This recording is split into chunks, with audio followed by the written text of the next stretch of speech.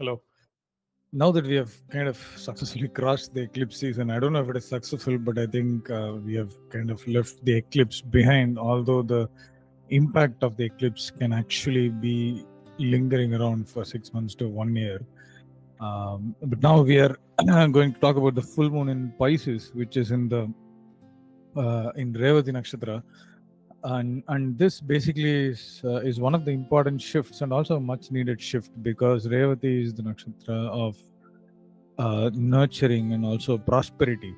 Like, it helps us to kind of have this idea of bringing both these body and mind together by nurturing and also by practicing kindness. So we are always kind of trying to be kind with others, but we don't necessarily practice self-compassion in the way that we try to kind of extend kindness to others. So this is one of those times where we can actually practice self-compassion, and it might actually help in extending kindness to other people. So as the moon kind of culminates in Pisces, naturally compassion expands, because Pisces is kind of related to compassion and also sensitivity, which is going to be very high during this period. And this kind of allows a natural leeway into kind of remaining empathetic and also intuitive, and not only in how we understand people, but also in terms of how we respond to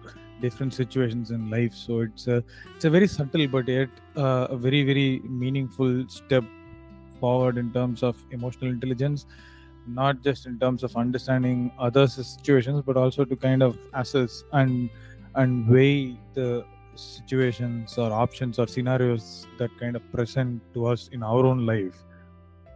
So and naturally there is this time to strengthen inner growth. With all this happening, inner growth is given, where we kind of naturally get supported by our own inner self in different aspects of our life.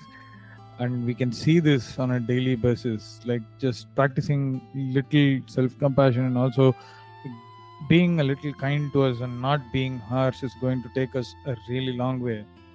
And this is also one of the major steps forward to kind of attain clarity that I was always talking about. Like, the post eclipse season is kind of about clarity, and I also mentioned this in my solar eclipse video. Like,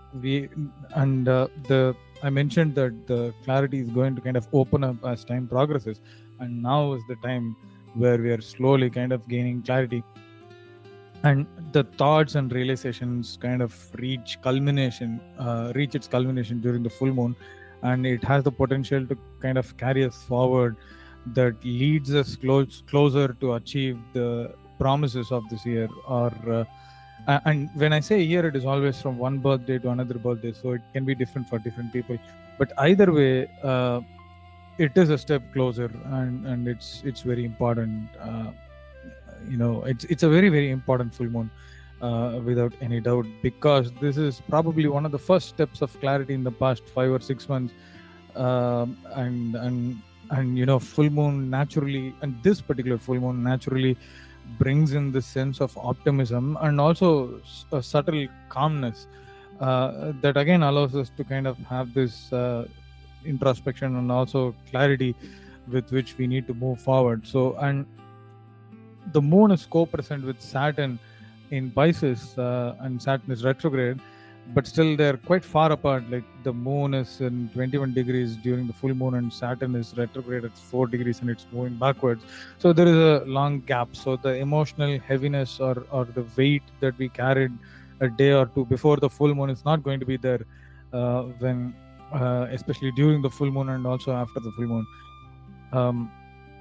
So things will start easing up slowly, and we'll be in a position to kind of receive or see clarity when it presents to us, and it is going to unfold over the period of next 14 or 15 days through this fortnight. And one of those encouraging aspects is that Jupiter from Cancer is aspecting the moon by whole sign, and it is a far off aspect, just like what we spoke with Saturn, but still it kind of carries a little bit of benefic reception, and there is some kind of a contribution by Jupiter, which hopefully enhances our emotional understanding at different points in time. So the idea is like, whatever we have been dreaming about, or whatever we have been wondering whether things will happen or not, in terms of where we are headed, I think now is the time where things will start showing signs of friction. I don't necessarily mean that achievement is going to be there or full friction is going to happen at this point, but I think most certainly we are kind of approaching a zone where we are more confident about achieving what we are hoping to achieve. So it is also very important to acknowledge and appreciate small wins. Like, during when we begin something, we have a huge mission, and sometimes we forget that there are a lot of you know blockades in between, and we tend to kind of just look at the larger mission, and we forget that we need to kind of pass through each and every smaller targets to achieve that longer or final goal.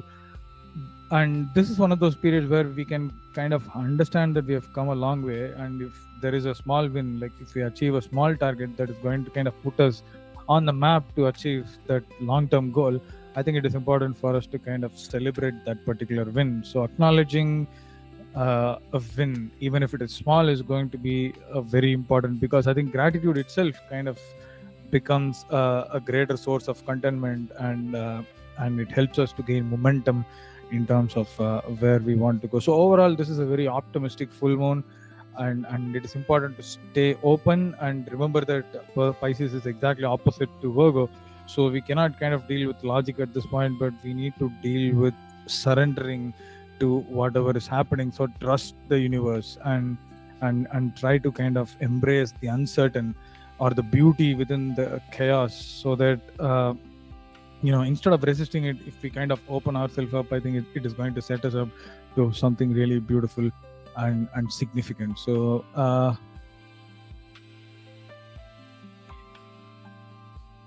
I think with that, we come to the end of this video, and I would like to call for action again for my 1-year diploma course, which begins on November 11th, and I'm looking to close the enrollment at some point in October.